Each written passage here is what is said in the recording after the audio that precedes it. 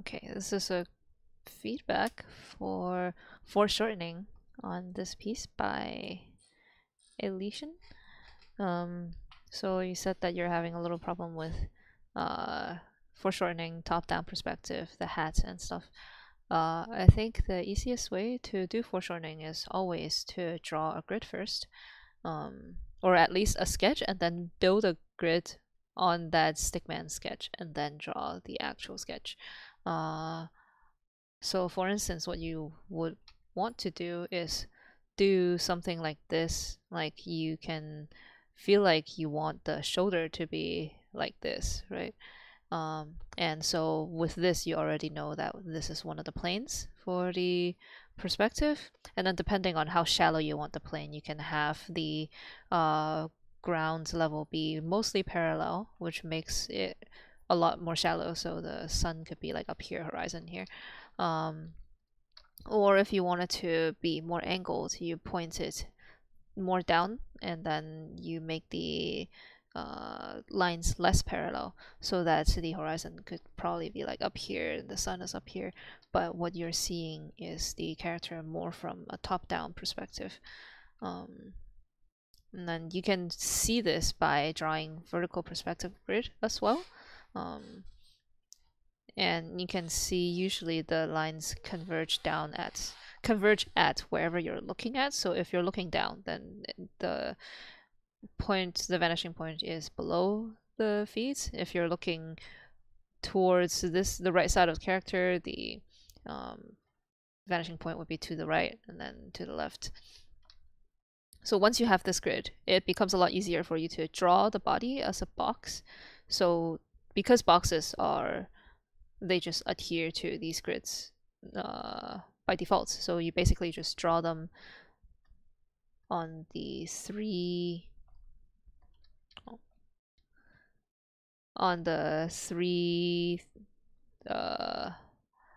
planes that you've set up. So this is a box, and you can draw a box for the head, and you already know where the head is going to point towards. You can draw the box for the shoulders, and then you will know where the body, which side of the body it go towards, and then draw boxes for the legs. And then the benefit of this is you get to align the knees, you get to align the shoulders, align the waist, because all of these are parallel to one of the planes that you've drawn.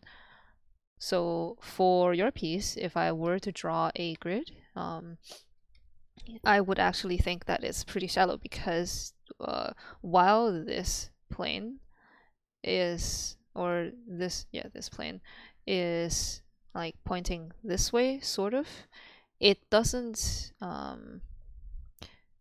the same is not the case for this plane, because when you think of the body as this, so like this line here, you made it pretty flat, which corresponds to what I told you before. If you want the view to be quite level, then you draw flat lines, and not flat lines, but like more parallel to canvas edges, and then like parallel to each other. So this is the line. These are the lines that you have set up for yourself, and so it becomes very difficult for you to make this look dynamic, because fundamentally you set it up to be a rather level viewing point. So if you want her to be more top down in terms of perspective, you want to do this.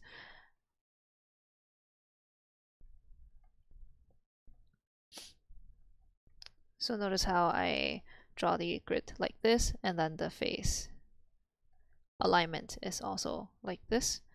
Same thing with the waist, and same thing with the butt here, and then the legs. And now you can see that whatever that I'm drawing points more downwards, and you can feel like you can easier foreshorten some parts, and you can know for sure where the knees, the back of the knees, the shoulders, which side of the 3D structure is visible to the eye and which are not. this becomes a lot easier for you to draw. Um, for the hat, it's the same thing. You draw a box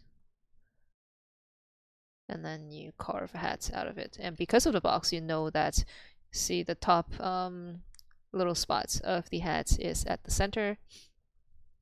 So you can put it at the center of the top plane, and then you can still draw the hat without feeling like you have to guess where the little spot is.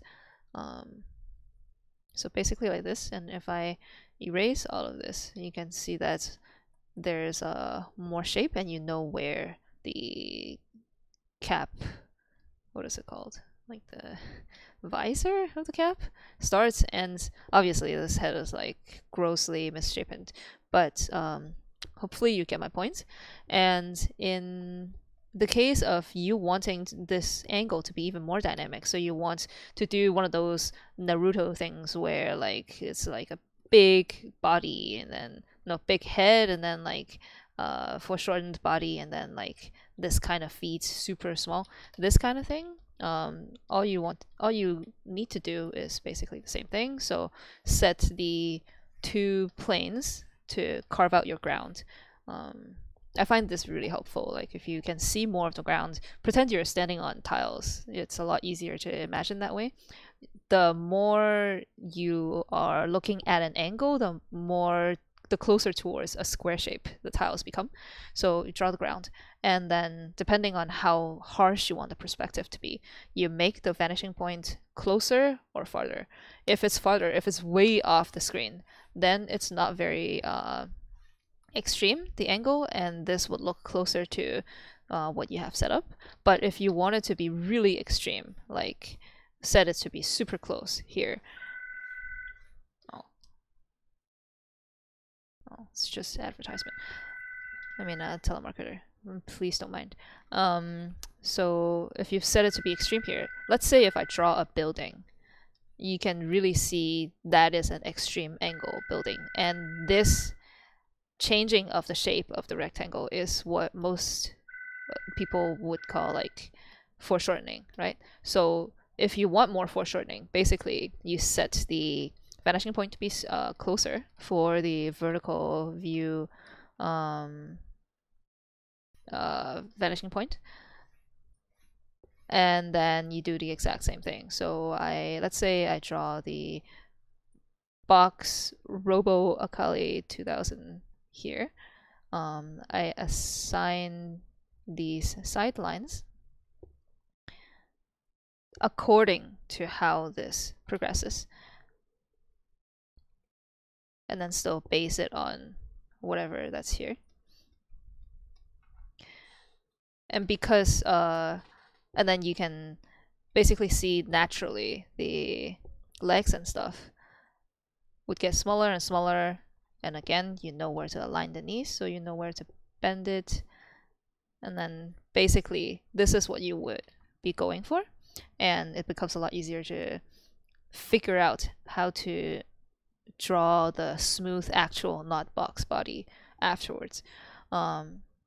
But one thing you have to take care of or be careful about is the foreshortening part, the parts where things get shortened because of the angle. So if you draw the entire body in its proportionate length in this angle, you're going to end up with a really long body. You can see that in the case of again Naruto or Bleach drawings where the limbs are extremely long. They do it, so they have their reasons, but let's say you want to do things more in a more believable way. You don't want to have normal legs this length and then you foreshorten it to be this length. So the angle forces it to be this extreme of a change, but you leave it still at this length. That would make it look extremely long and not really in perspective. And this is probably closer to what you're looking for in terms of foreshortening. So while foreshortening something, you have to be sure to, I don't actually know what the proper way to do this is in terms of thinking about or visualizing how short these are supposed to be, because you can measure it and like do math and stuff and get it accurately. But let's say just by eye, how much do you foreshorten? I don't really know. I just know from experience from drawing this many times that when it comes out too long, I just make it smaller, shorter. So basically, something like this. And then same thing for the body. If here's the back, and I draw like a little cross on the back so that I know where the top part, like the rib cage of the torso ends, and then I know where the spine is.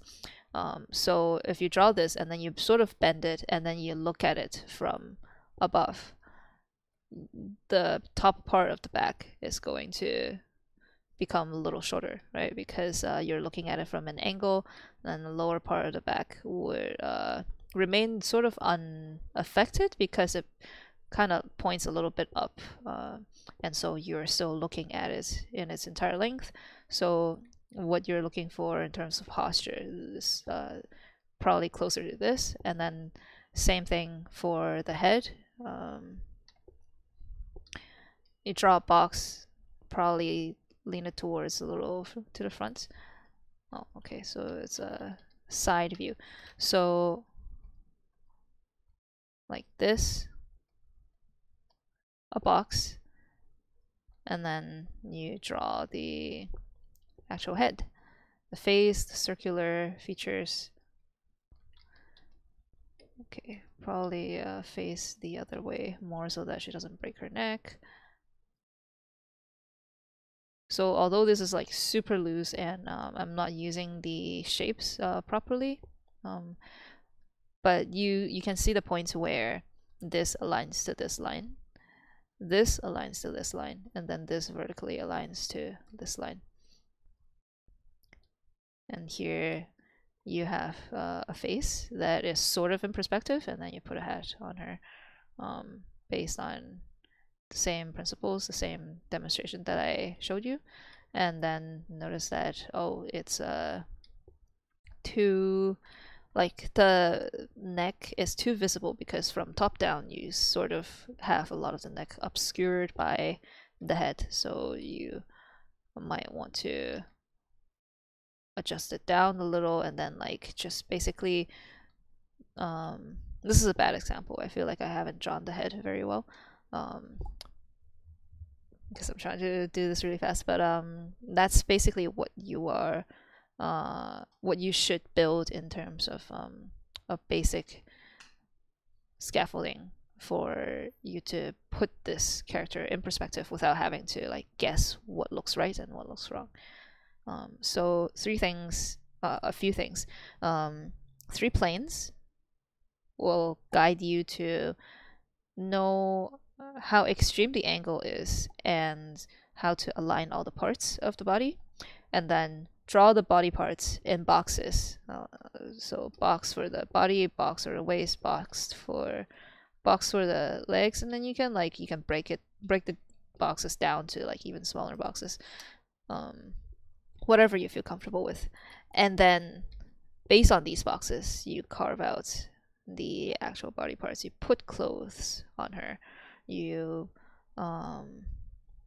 change the shape of the angular body parts into more smoother body parts, or if you're in the future drawing a bulkier character, add muscles, add fats, all of that, but the base structure remains the same.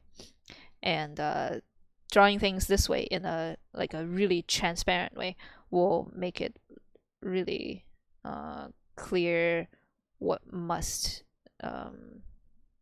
you must do to make things look properly drawn and correct for foreshortened work.